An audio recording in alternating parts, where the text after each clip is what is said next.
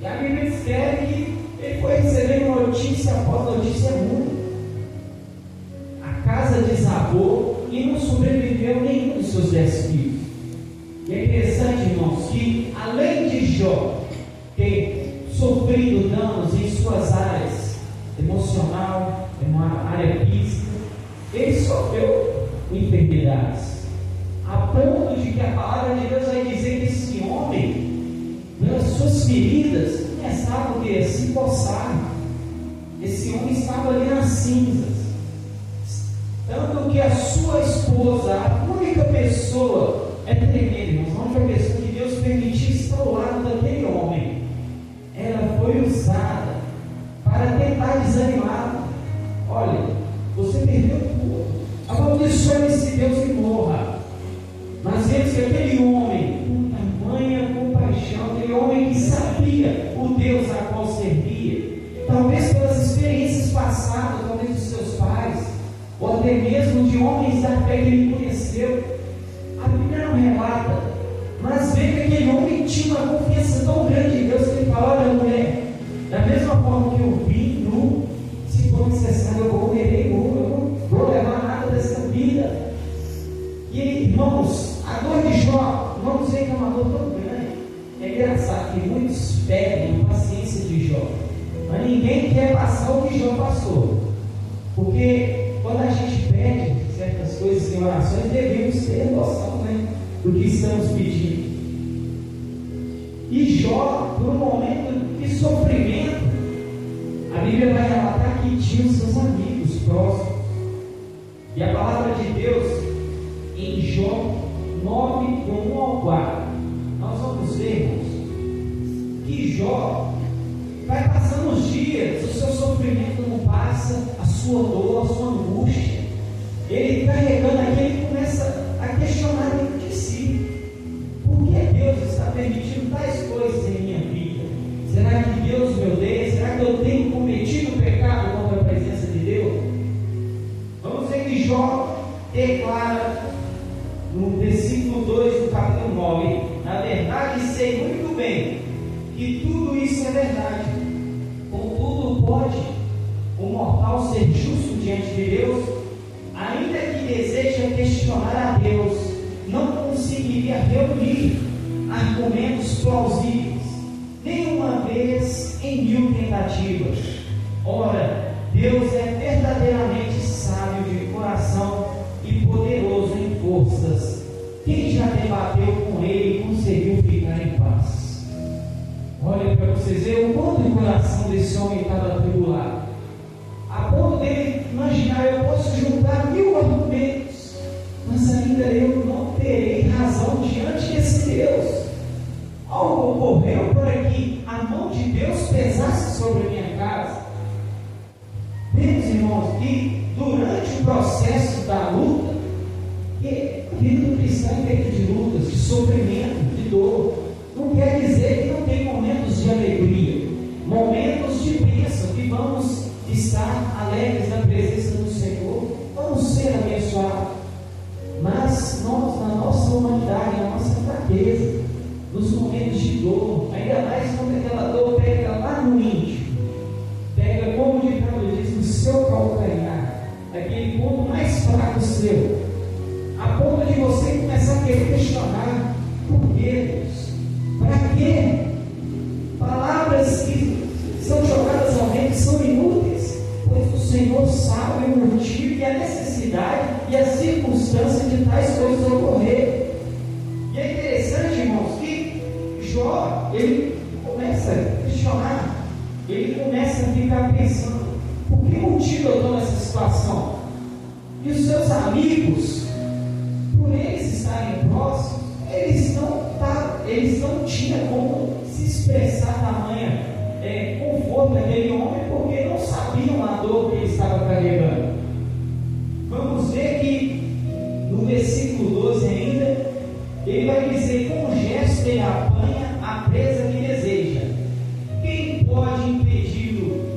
Quem lhe irá questionar: por que está fazendo isso? Deus não refreia a sua ira. Até o monstro do caos e do mar, o século de Raabe, por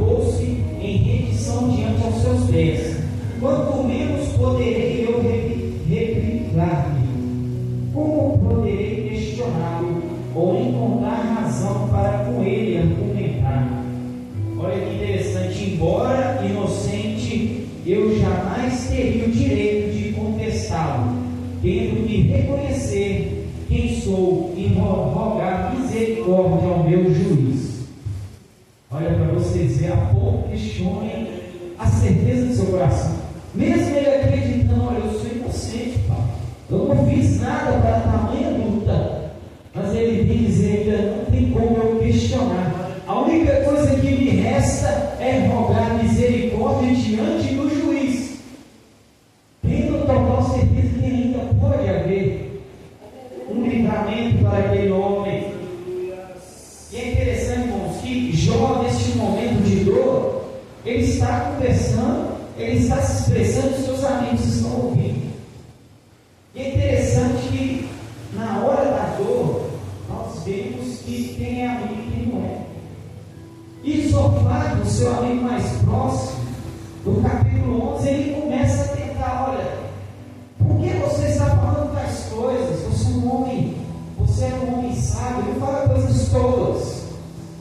Vemos que Zofar começa a tentar fazer que Jó acredite, olha, você está passando por isso, mas Deus pode ainda restaurar todas as coisas em sua vida. Mas a dor de Jó era muito grande, irmãos. Jó não estava enxergando a porta, a saída daquela luta, a ponto de que nós vamos ver que Zofar, no versículo 13 do capítulo 11, ele diz: se contudo preparares o coração e estenderes as mãos para ele, se lançares a maldade que há em tua mão para longe de ti, e não permitires que a perversidade habite em suas tendas, então levantarás a tua face sem culpa e amargura, estarás firme e não temerás mal algum, esquecerá, pois, todos os teus sofrimentos e haverá de recordá-los como águas passadas. Aleluias! Olha para vocês verem, Jó reconhece o teu erro. É difícil, irmão, às vezes a gente vai pensar, mas que mal eu fiz diante de Deus, pois somos humanos. Não quer dizer que Jó tenha cometido um pecado, mas aos olhos dos seus amigos, olha, se você está enfrentando isso, é porque você errou em algo. E vemos que Jó ainda luta dentro de si. Como pode Deus estar passando por isso e ser algo que eu cometi contra Deus? Aleluias!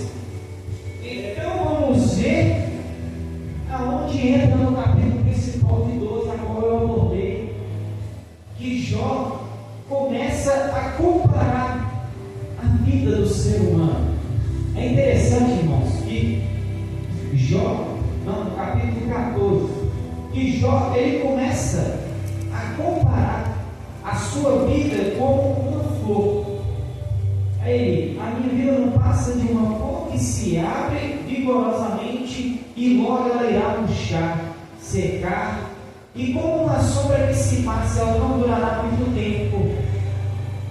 Ainda vemos que Jó compara a vida do ser humano, no versículo 6, como a de um trabalhador. Portanto, desvia o teu olhar de nossas pessoas e abandona-nos o nosso próprio destino, como chega ao fim de um dia de um trabalhador. Da mesma forma que um trabalhador ele é dispensado no final do dia, Jó estava se sentindo inútil na presença de Deus. E interessante que Jó pega esse ponto. Se nós cortarmos uma árvore, isso Jó questionando diante de Deus. Se uma árvore cortada, diante da minha casa havia 2 pés de algodão barrigudo. Não sei se os irmãos já viram o pé de algodão barrigudo. O tronco da árvore é bem imenso. E ela é cheia de espinhos, ela suja a rua com algodão. E minha mãe, a certa época, viu que tinha perigo dela tombar sobre a casa dos vizinhos. Nós recorremos ao bombeiro, pagamos mudas, porque tem que repor as árvores. E houve o corte dessas 2 árvores. E é interessante que as coisas ao redor da nossa vida chamam a atenção e nos dá exemplo. Que aquele tronco, mesmo cortado na época, passou-se já dias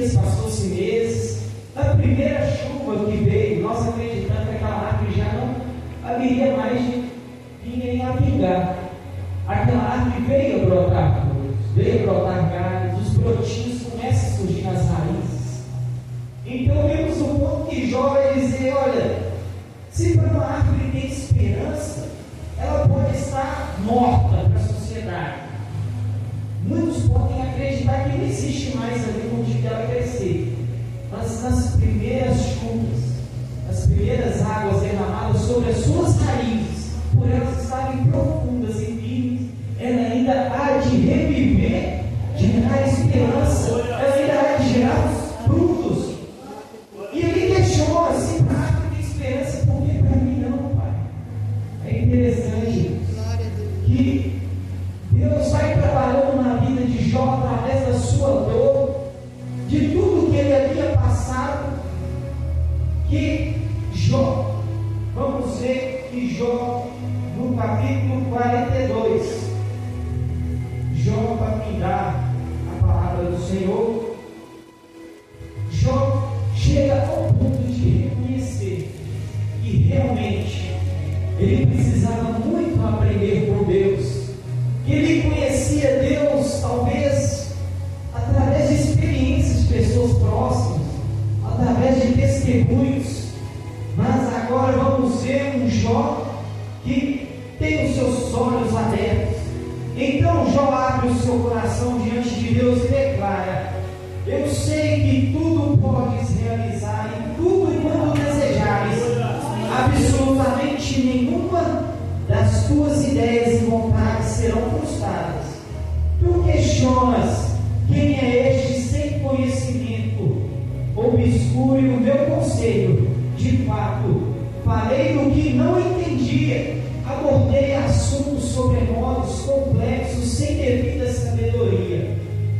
Tu ordenaste agora, pois, ouve e eu falarei, e eu te questionarei e tu me responderás. De fato, os meus ouvidos já tinham ouvido ao seu respeito, contudo agora os meus olhos te contemplaram. Por esta razão, menosprezo-me a mim mesmo e arrependo-me sinceramente no pó e nas cinzas. Aleluias. Olha para vocês verem, irmãos, o homem que outrora, sim, no meio da dor, motivado por aquela angústia, questionou, e chegou lá na frente e disse: Senhor, me perdoa por ter questionado coisas as quais eu nem tinha sabedoria, mas hoje eu sei que os seus planos não são infalíveis, que tudo que o Senhor tem projetado para as nossas vidas tem um motivo, tem um propósito. Aleluias. É tremendo, irmãos. Da mesma forma que a árvore, mesmo que você acredite que não vai ter uma saída, da mesma forma que hoje cedo a irmã pediu oração pela sua patroa, a medicina pode falar que não há mais cura, não há uma resposta, que eles estão limitados à sabedoria humana, mas a última palavra que dá é Deus, o autor e consumador de nossa vida. E essa luta que Jó passou, a Bíblia nos mostra que Jó não foi derrotado, aleluia, mas Jó teve a capacidade de ter a mesma mulher que fez ele desejar ele amaldiçoar, com essa mesma mulher gerar as 3 belas filhas mais belas da região, e a sua riqueza veio totalmente ao dobro, ao triplo de tudo aquilo que ele já tinha, e ele pôde engrandecer a Deus e reconhecer a Deus através da experiência. Aleluias. E só agora para fechar realmente um versículo de Jeremias 17 para os irmãos, 17 versículo 7. Mas bendito é o homem cuja confiança está totalmente depositada no Senhor. Aleluias. Ele será como uma árvore plantada junto às boas águas, que estenderá suas raízes ao ribeiro, uma árvore que não se afligirá quando chegará o calor, porque as suas folhas estão sempre viçosas, não sofre de ansiedade durante o ano da seca, e nem deixará de dar o seu fruto. Aleluia, glórias a Deus.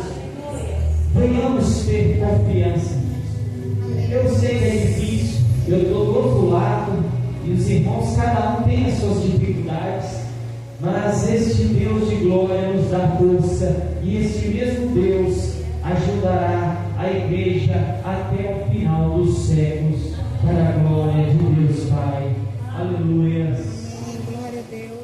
Vamos estar neste momento escutando a oportunidade com a irmã Elisa, o que eu